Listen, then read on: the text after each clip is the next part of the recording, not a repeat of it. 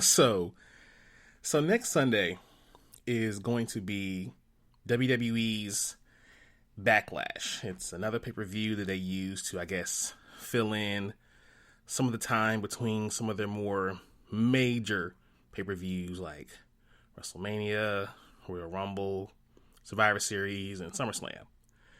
Now, Backlash, ironically, for me, is receiving some. Now, one of their matches, and I guess it's one of their more promotional parts of this entire pay-per-view, they're touting that Randy Orton versus Edge is going to be the greatest wrestling match ever. Now, WWE may consider this to be ribbing or making fun or just having a light little joke or laugh with or either against the chagrin of the WWE universe and other wrestling fans. But to me, it really is a spit in the face of other competitors and promotions who really can lay claim to this title. Now, don't get me wrong, WWE does have its contenders when it comes for what can be considered match of the year or match ever, greatest match ever. But I mean, come on, these two? Really? Randy Orton and Edge? I mean, Edge is back, but with the minimal dates, he's not full-time. So therefore, he's not the wrestler he once was. And Randy, as great as he is, with all the championship reigns, accolades, and accomplishments, he's been at it for 20 years now. And he is easily in the sunset portion of his career. To call this the greatest wrestling match ever, like I said, it's pretty much disregarding so many other wrestling matches that have came before it. Some examples, I'm going to list off a bunch here. AJ Styles versus Samoa Joe versus Christopher Daniels at Unbreakable 2005. DIY versus The Revival at NXT TakeOver Toronto. Ultimo Dragon versus Rey Mysterio at World War III, 1996. Kenny Omega versus Okada at Wrestle Kingdom 2017. Rob Van Dam versus Jerry Lynn at ECW's Hardcore Heaven 1999. Sasha Banks and Bayley at TakeOver Respect 2015. Matt Hardy versus Jeff Hardy, The Final Deletion. Ric Flair versus Ricky Steamboat, Chi-Town Rumble 1989. Shawn Michaels versus Bret Hart, WrestleMania 12. Kenta Kobashi versus Tsuyoshi Kikuchi versus the Can-Am Express, which is arguably the greatest tag team match of all time. Randy Savage versus Ricky Steamboat at WrestleMania 3, one of my favorite matches of all time. Kushida and Will Ospreay, Best of the Super Juniors. Brian Pillman versus Jushin Thunder Liger at Super Brawl 2. Ric Flair versus Sting at the Great American Bash 1990. Vader versus the Great Muta at the G1 Climax 91. And who could ever forget Undertaker versus Shawn Michaels at WrestleMania 25. So you're going to tell me that this match is going to be better than all of those I just mentioned? Highly unlikely, WWE. Highly unlikely. But what do I know? I'm just a guy who's been watching wrestling for the past 30 years of his life. Ladies and gentlemen, boys and girls, blurs and nerds, freaks and geeks, this is DYSG, episode 33.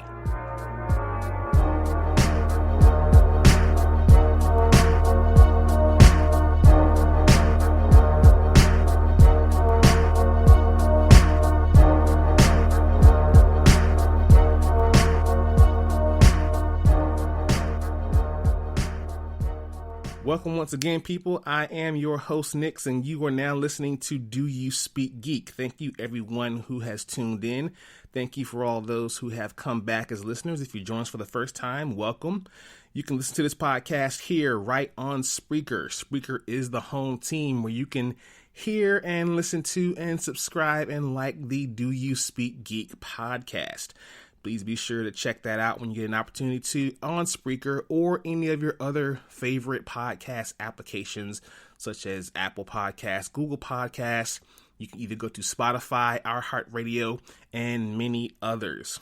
Follow us on the social medias, Facebook at DYSG Media, Twitter at _DoYouSpeakGeek, and Instagram at DoYouSpeakGeek. Speaking of Instagram, you may have seen our latest episode of the Donna One Daddy Show on YouTube. Please be sure to subscribe and like that page as well.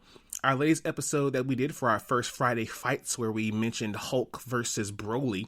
At the very end of that, we gave you guys a glimpse, actually not a glimpse, we gave you pretty much the full C, I guess, if you want to call it that. We let you guys know what the prize was for our 100 Instagram follower contest. Now, the rules of the contest have yet to be announced, but once we hit 100 followers on Instagram, we will be giving away a set of 5 Funko Pop figures. It's going to be the entire X-Men First Class from the 80 Years of Marvel collection. So, once we hit 100 followers, we're going to be giving those away. So, if you're not following us yet on Instagram, please go and do that. Speaking of YouTube, the Daddy and Donald Show is where you can find us. Please be sure to go like and subscribe, hit that comment, let us know what you think, and hit that bell for all notifications. And as always, doyouspeakgeek.com is coming soon. Not a really big story this week, so we're going to jump right into my favorite portion of the show, Source Wall. Man, you come right out of a comic book. Behold the Source Wall. Can you read, my son? Well, that depends. There is nothing wrong with reading a story and looking at the pictures. Enough said, Stan. Let's go ahead and jump right into it. We got the pull list this week. The Boys, Dear Becky, #1. Now, I may have mentioned this one before already, but due to the coronavirus, this one never came out. So here we are again. Dear Becky, #1. This is 12 years after the event of The Boys. Huey finds himself back home in Scotland, where he intends to finally marry Annie in the company of family and friends. But the sudden appearance of a peculiar document sends our hero into a tailspin and threatens to bring the end of his nightmarish past crashing down on him in the worst possible way. There was one story about the boys that Huey never knew. Now, whether he likes it or not, he's going to. This one's a good book, y'all. I read it myself. It is amazing. Please go check this one out. Now we have also Birds of Prey #1. This is from DC's Black Label imprint.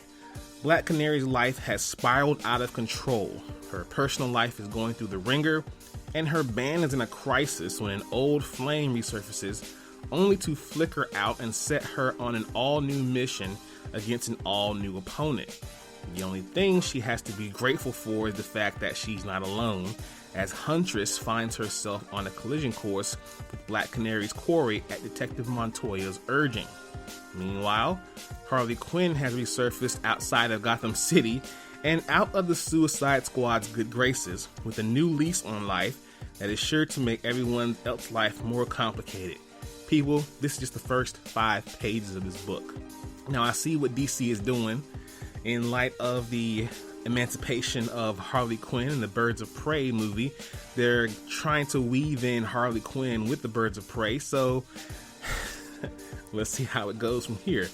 We also have Action Comics 1022. First Metropolis was hit with the biggest ground battle in the history of the city and barely survived. On top of that, Leviathan threw down his gauntlet for the entire world to see, and Superman revealed the truth of his identity as Clark Kent. Now the city is in a state of shock, and Clark and Connor Kent need to figure out what's next for them and the city they protect. Guest starring Wonder Comics' Young Justice in a unique crossover. If you haven't seen it already here, this is a big book where 2 characters who a lot of people love finally meet. And we also have Buffy the Vampire Slayer, Every Generation #1. Now this was an amazing one too, y'all. The secret origins of some of the most important Slayers in history, and the first appearance of a new character with a familiar face who will change the way you look at Buffy and everything about her world. This is the Buffy comic that everyone will be talking about, and the most important new character in over 20 years. They're not lying. Please check this book out when you get a chance. Also, we got Source Wall News. DC has cut ties with Diamond Comic Distributors. Now, in a seismic shift for the comic book industry, DC has cut ties with the distributor. The announcement was made via an email to retailers sent Friday morning, with the company telling customers that all orders for DC product will be fulfilled by Lunar Distributors and the UCS Comic Distributors for periodical releases and Penguin Random House for graphic novels and collected editions. DC parting ways with Diamond means that the latter loses the second biggest publisher in the North American market, responsible for roughly 30% of the entire market in 2019. It's a significant blow to the distribution company as it reopens after 2 months, especially with publishers across the line significantly pulling back on releases in the wake of coronavirus closures and furloughs of their own. Now, this has become a very hot topic within the comic world. A lot of people like that this is happening because, no one really likes a monopoly. But as a distributor of comics, if you have your own comic shop, this could be something bad. I don't know. Let me know what you guys think. Is this a good thing or a bad thing? I really want to know your thoughts on this one. Let's jump into Watch This. Watch this, y'all. Thunder! Thunder! Thunder! Lannister always pays his debts. Whoa, dude. I am the villain of the story.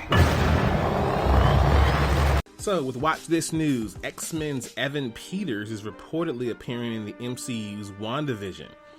Evan Peters will reportedly be appearing in the Marvel Cinematic Universe's WandaVision series. The actor previously portrayed Quicksilver in the X-Men film franchise and will be part of the Avengers movie world whenever the Disney Plus series is able to arrive. WandaVision was deep into its production, if not completely finished, when the coronavirus pandemic caused production problems around the world, closing it down temporarily. Marvel fans will quickly make the connection between Evan Peters and his role in the X-Men universe, especially in the WandaVision series, which leads directly into Doctor Strange and the Multiverse of Madness. As we all know, Peter's Quicksilver and Elizabeth Scarlet Witch share the same last name, Pietro Maximoff and Wanda Maximoff, and they are also the children of Magneto. So it's not been any word whether or not he's going to portray Quicksilver or not. He's not even going to be a series regular. He may just be in for 1, maybe 2 episodes. But those 1, maybe 2 episodes could be at the very beginning, or they could be at the very end. We don't know, but we'll have to wait and see what happens. Also, big news here. Batwoman will no longer be Kate Kane following the Ruby Rose departure. Now, with the initial statement following Ruby Rose's departure, it seems like she'll be taking the character along with her. Not necessarily with her, but they're going to be recasting not only the actress, but also the woman behind the cowl as well. Now, per the casting call, they're going to be using a new character by the name of Ryan Wilder. Now, this may not be the likely name, but they're using this in the casting call to become Batwoman, saying that she is likable, messy, a little goofy, and untamed. She's also nothing like Kate Kane, the woman who wore the Batsuit before her. With no one in her life to keep her on track, Ryan spent years as a drug runner, dodging the GCPD and making her pain with bad habits. A girl who would steal milk for an alley cat could also kill you with her bare hands. She's an out lesbian, athletic, raw, passionate, fallible, and very much not your stereotypical all-American hero. Now, there are elements in that character description that could be drawing from Cassandra Cain or Stephanie Brown from the comics, 2 young women who have played the role of Batgirl over the years. It doesn't completely fit either, though, and in the recent past, the Arrowverse has created a number of new characters rather than falling back on DC mainstays for their source material. Now, the CW could take notes from the animated movie Batman Mystery of the Batwoman and use Gotham Police Detective Sonia Alcana or Dr. Roxanne Ballantyne or even Kathleen DeSink. It's really up for grabs here for who they're going to put behind the cowl, but it's going to be interesting to see how they're going to actually pull this off with not only taking Ruby out of the role, but also removing Kate Kane from under the cowl altogether. But we'll see what CW does. I mean, if they can put a series together about the best friendship of Clark Kent and Lex Luthor, I'm pretty sure they'll be able to pull this off for a season or two. Let's jump into Thumb Life. Peace, love, and video games! It's on like Donkey Kong.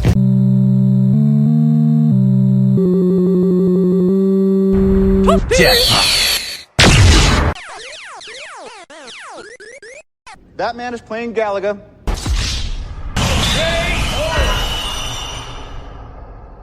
So for Thumb Life news here, PlayStation has postponed its PS5 event. Now, the postponement of the event had previously been set for June 4th. The company notes that it is not the time for celebration right now, and though it does not explicitly state such, it would appear as to be referencing the widespread protest against police brutality and racism in the wake of the death of George Floyd in Minneapolis, Minnesota. This is a statement from PlayStation. We have decided to postpone the PS5 event scheduled for June 4th. While we understand gamers worldwide are excited to see PS5 games, we do not feel that right now is a time for celebration, and for now, we want to stand back and allow more important voices to be heard. The event, which was previously scheduled to go on live, was expected to show a variety of next-gen games, possibly even a reveal of the unit, and maybe even a pre-order date. At this point right now, PlayStation does not have a rescheduled date or time. Now, as a blurred myself, this makes me so proud to not only be a fan of PlayStation, but to have owned the past 3 or 4 adaptations of the console, and not to say that Microsoft is the worst company for not doing something like this. I mean, of course, they didn't have an event lined up anyway, but with this statement here, I have definitely become a PlayStation fan for life. Nothing as far as our way of technically speaking, but let's get into some Geek Beyond Geek news. What is our universe made of? Is extraterrestrial human contact. Yes, science! So with all we got going on right now, we're in the midst of, let's just go down the list here. I mean, at the beginning of the year, we lost Kobe Bryant. We had an impeachment that was going on. We then went into a coronavirus pandemic. We got murder hornets, and we're also in the middle of a big old racial tension filled attack and protest on police brutality. In the midst of all that, we now have a skyscraper-sized asteroid that is heading close to Earth at about 11,000 miles per hour. I mean, whatever, you know? You know those days when you're like, this might as well happen? That's how I feel about it. But just to be safe and not be a fearmongerer, it is heading toward Earth, but it will miss us at a vast distance. Numerous reports have suggested that the object known as 163348 2002 NN4 is headed toward Earth, with the implication that humanity could be at risk, but life is not likely to be wiped out anytime soon, since the rock will sail past us about 1 million kilometers off distance. NASA does classify the object as a potentially hazardous asteroid, but that is a relatively easy club to get into. Being given the description does not necessarily indicate that Earth is in any immediate danger. So let's just say we don't have to call Bruce Willis just yet. This one's gonna fly right past us. Well, we got a short podcast this week, so I'm gonna get out of here. Thank you all so much for listening. Please listen to all the other content as well here on Spreaker and also on YouTube. Be sure to go follow that Instagram page. We want to give these pop figures away, so you guys please go follow the page so we can hit that 100 follower mark and go ahead and get this giveaway going. Follow us on the Instagram, Facebook, and Twitter. As always, live to play to win, win to live. I speak geek. You speak geek?